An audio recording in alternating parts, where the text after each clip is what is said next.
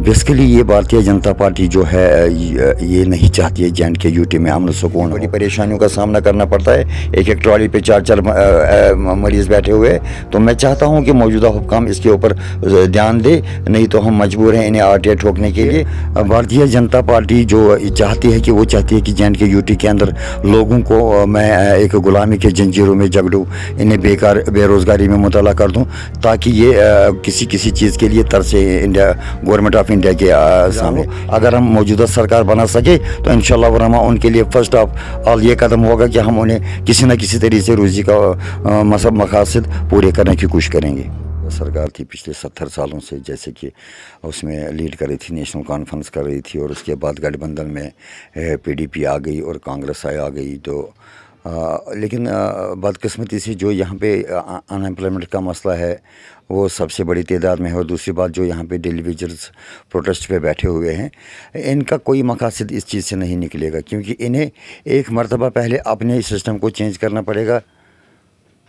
और दूसरी बात यह है कि डीजीएम इनके लिए हर वक्त अवेयर है। लेकिन हम इतना कर सकते हैं, अगर कल के डेट में हम मौजूदा सरकार के पार्ट बने, या अगर ये अनएम्प्लॉयमेंट जो है या डेली वेजर्स है, अगर ये हमसे रब्ता कायम करेंगे, इन्हें प्रोटेस्ट करने की कोई ज़रूरत नहीं है। अब समय आ चुका है कि डीजीएम यहाँ पे इंशाअल्लाह रहमान अपना झंडा गाड़ेगी। और जो आगे हमें अपने लीडरों से उम्मीद है, या पंच सरपंचों से उम्मीद है, काउंसलर से उम्मीद है, डीडीसी मेंबर से उम्मीद है कि हम इनका कोई ना कोई हल ज़रूर सोचेंगे।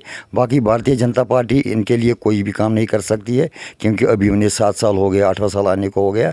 उन्होंने 8 सालों में इनका मकसद पूरा नहीं किया, तो आगे वो क्या करेंगे? वो खुद ही इस मामले में फेल है। मोदी जी के जितने भी कार्रवाइयाँ यहाँ पे हुई, उन्होंने जितना भी बोला वो बोलने तक ही महदूद रहा, विद डॉक्यूमेंट्री वो उनका कहीं भी अमल में नहीं लाया गया। इसके लिए जो ये आपका क्वेश्चन है बहुत जायज़ाना क्वेश्चन किया है आपने।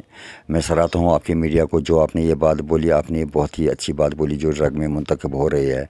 बेसिकली ये भारतीय जनता पार्टी जो है ये नहीं चाहती है जे.एंड.के यूटी में अमन सुकून हो। लड़कों को ऐसे ही रखा है जो डिग्री होल्डर्स है, एमबीबीएस बैठे हैं, पीएचडी बैठे हैं, या ग्रेजुएट लड़के बैठे हुए हैं। इसका यही रीज़न है कि भारतीय जनता पार्टी जो चाहती है कि वो चाहती है कि जे.एंड.के यूटी के अंदर लोगों को मैं एक गुलामी के जंजीरों में जकड़ूँ, इन्हें बेरोज़गारी में मुबतला कर दूँ, ताकि ये किसी चीज़ के लिए तरसे इंडिया गवर्नमेंट ऑफ इंडिया के सामने। लेकिन ये गवर्नमेंट ऑफ इंडिया की एक गलत सोच है, ख़ास तौर पर नरेंद्र मोदी जी की गलत सोच है। जे.एंड.के यूटी के अंदर जब तक फ़तह कुन बुज़ुर्गान दीन है, अम्बिया औलिया किराम है, इनके वसादत से उन्हें रूहानी इंशाअल्लाह रहमान मदद मुकर्रर होता है अल्लाह पाक के दरबार से। यहाँ इनकी साजिशें नहीं चलेगी, न इनकी हिंद परस्ती चलेगी। मैं यूथ को यही अवेयर करना चाहता हूँ कि मैं यूथ को ये बोलना चाहता हूँ कि जिस नेशनल कॉन्फ्रेंस ने हिंदुस्तान के आइन को यहाँ पे आगे मुकर्रर किया था, आगे बढ़ाया था, जब हिंदुस्तान की सरकार उनकी नेशनल कॉन्फ्रेंस की नहीं हुई 70 साल के बाद, तो यूथ की क्या होगी? अब मैं इन्हें यही गुजारिश करता हूँ यूथ हमारे पास आ जाए, हमारी ऑर्गेनाइजेशन को जुड़े, और इंशाअल्लाह रहमान उनका मुस्तकबिल हम तभी बना सकते हैं जब हमारा कोई इक़्तिदार हो। अगर हम मौजूदा सरकार बना सके तो इंशाअल्लाह रहमान उनके लिए फर्स्ट ऑफ ऑल ये कदम होगा कि हम उन्हें किसी न किसी तरीके से रोज़ी का मकसद पूरे करने की कोशिश करेंगे। देखिए, मैंने श्री परवेज़ कौल जी से बात की थी फ़ोन पे आज से पहले 8-10 दिन। ऐसा वाक़ा इससे पहले भी होने को आया था। वहाँ पे अल्लाह पाक ने उस पेशेंट को बचाया। वहाँ पे ज़बरदस्त स्टाफ की भी एक नाकाम सिस्टम है। स्टाफ भी काबिल तारीफ़ नहीं है, बल्कि स्टाफ की कमी भी है, और मेडिसन की बिल्कुल कमी है वहाँ पे, जिस कारण ऐसे वाक़े होते हैं जैसे कि परसों एक जान चली गई। इसलिए मैं चाहता हूँ कि लेफ्टिनेंट गवर्नर साहब की बात उन्होंने मुझसे छेड़ी थी कि मैंने यहाँ पे ज़ोर दिया था डायरेक्टर साहब को। उन्होंने मुझे यही बताया कि हमें लेफ्टिनेंट गवर्नर साहब ने बताया जो भी वहाँ पे वैकेंसी की प्रॉब्लम्स है वो हम खुद सॉर्ट आउट करेंगे। उन्हें परमिशन मांगा था, मैं करूँगा, लेकिन बदकिस्मती से उन्हें नहीं मिला हुआ है।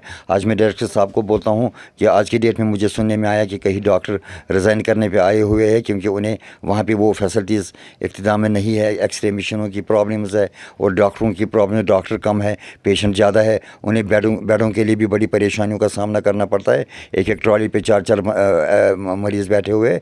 तो मैं चाहता हूं कि मौजूदा हुक्काम इसके ऊपर ध्यान दे, नहीं तो हम मजबूर हैं इन्हें आरटीआई ठोकने के लिए, ताकि जो ये नाहक खून होते हैं इनका जवाब इन्हें कोर्ट में देना पड़ेगा। फिर दिन भर के तमाम तर अपडेट्स पाने के लिए सब्सक्राइब कीजिए हमारी सभी ऑफिशियल चैनल्स को और साथ ही साथ बेल आइकन भी प्रेस कीजिए ताकि आप तक पहुंचे हर खबर सबसे पहले।